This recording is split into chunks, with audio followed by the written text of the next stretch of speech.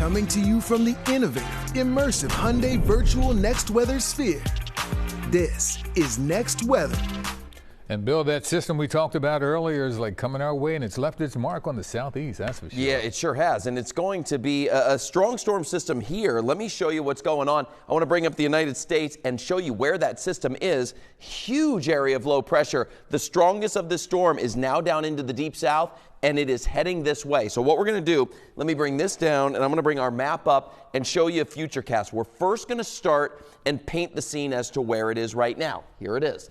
And I'm just going to take you between now and noon tomorrow. I'm not going to pause it. I want you to see the evolution, how this works its way closer to us. We have this south wind. It's going to be a warm day tomorrow, starting out in the 50s, ending up around 60 degrees. But this line right here, that is the strongest part of this storm. So by noon, we start to see a few showers working into the western areas. However, we get to that 2, 3 o'clock time frame. This is where we're going to really focus in on the heavy rain, the potential for thunder and lightning, certainly strong winds, easily gusting 40 to 50 miles per hour. Severe is 58 or greater. I think we're going to probably have some of those, and the isolated tornado potential. Philadelphia, I-95, right at your evening commute. Look at that, 5 o'clock. Couldn't be more worse timed. And then it gets into South Jersey for 6, 7 o'clock. It's a quick mover.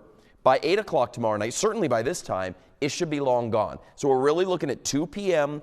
In our far western areas through about 8 p.m. So shouldn't be any problem for the most part for schools. No problem for your morning drive, but your evening commute could be an issue. Rainfall, 3/4 of an inch to 1.5 inches. We've been holding on to that for the last couple of days, but this comes in a matter of probably 2 or 3 hours. So localized ponding, localized flooding, that could be a problem. So we're going to put that in the moderate category in terms of your weather threats tomorrow.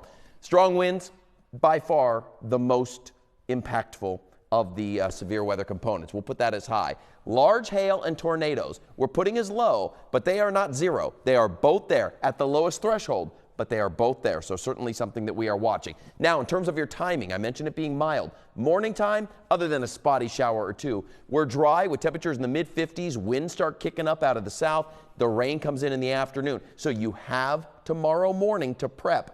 If you didn't today, a couple tips for you here. You're going to want to fully charge all your devices. Just do it in the morning. Put your laptops, your iPads, your phones, all those things on the chargers, because we could lose power tomorrow.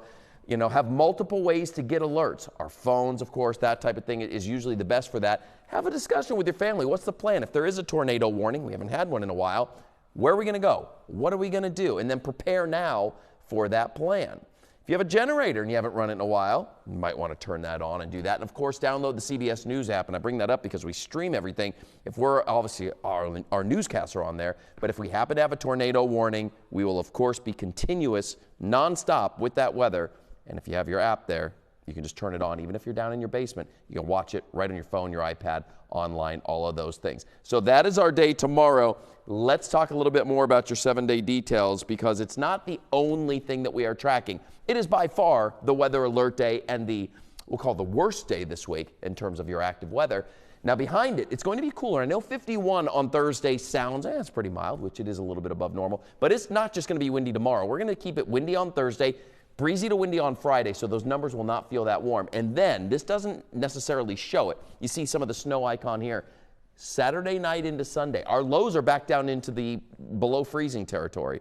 We could pick up some fresh snow by early Sunday morning, and then a brief warm up past that. But again, tomorrow, your weather alert, 2 p.m. through 8 p.m., that is the time frame that we're going to focus the most on. I put all those tips on my Facebook and Instagram channel. I'm at Bill Kelly Weather. Just want to go grab those real quick. That's the weather forecast. We'll be right back.